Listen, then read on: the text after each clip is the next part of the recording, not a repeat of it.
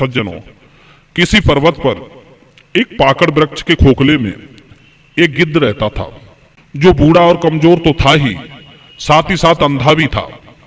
इसलिए उस वृक्ष पर रहने वाले सभी पक्षी अपने भोजन में से थोड़ा थोड़ा भोजन उसे दे दिया करते थे। गिद्ध भी अपने जीवन के अनुभव ज्ञान की बातें सुनाकर उन समस्त पक्षियों का प्रिय और आदर का पात्र बन गया था। इस प्रकार उस वृक्ष का वातावरण बहुत ही सुखद था। एक दिन की बात, एक बिलाव पक्षियों के बच्चों को खाने के लिए उस पेड़ पर आ पहुंचा। बिल्ले को देखकर पक्षियों के बच्चे घबराकर चींची करने लगे। बच्चों की डरावनी आवाज सुनकर गिद्ध ने जोर से पूछा, कौन है? गिद्ध की आवाज सुनकर बिलाव भयभीत हो गया। सोचने लगा, हाय, मैं लोभ बस कहां आ गया। यहां तो प्राणों के लिए बहुत बड़ा संकट है। कोई गिद्ध मालूम पड़ रहा है। यदि इसे मेरे आने का कारण पता चल गया तो ये मुझे नहीं छोड़ेगा। सज्जनों, मृत्यु को निकट देखकर बिलाव ने कपट बुद्धि का आश्रय लिया और गिद्ध को प्रणाम करते हुए बोला, महाराज, मैं एक बिलाव हूं।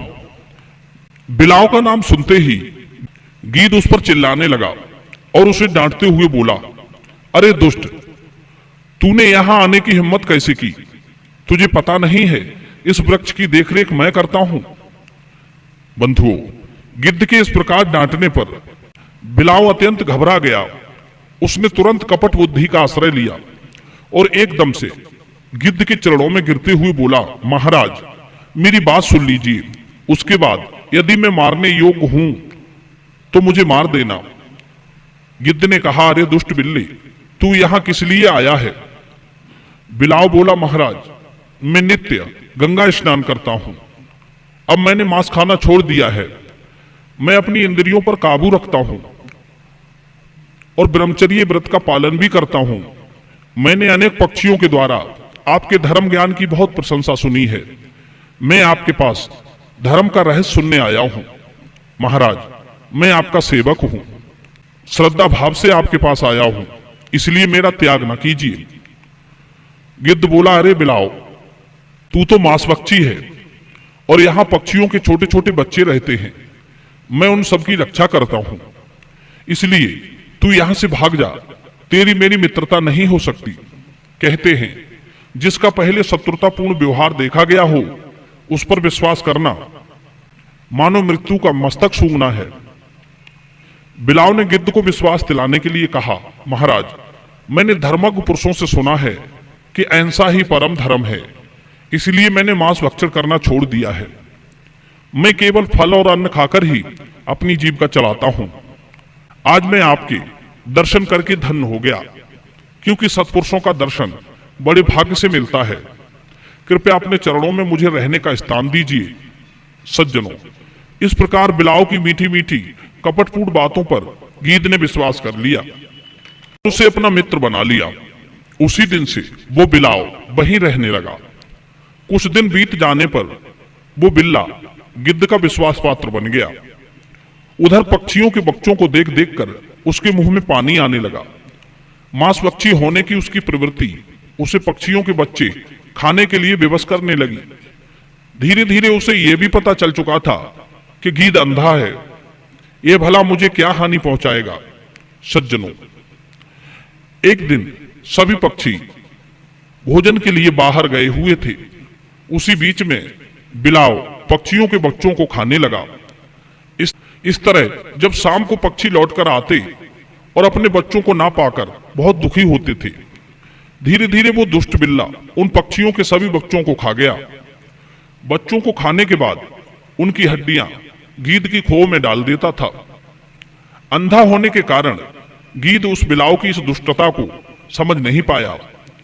एक दिन सभी पक्षी बच्चों के दुख से दुखी होकर उन्हें ढूंढते हुए वे उसी गिद्ध की खोखले में आ पहुंचे। वहां उन्हें बिलाव तो नहीं दिखा, क्योंकि बिलाव तो वहां से भाग गया था। सब पक्षियों ने जब गिद्ध के खोह में अपने बच्चों की हड्डियां देखी तो उनका खून खौल उठा। वे गिद्ध को ही अपने बच्चों का हत्यारा समझने लगे।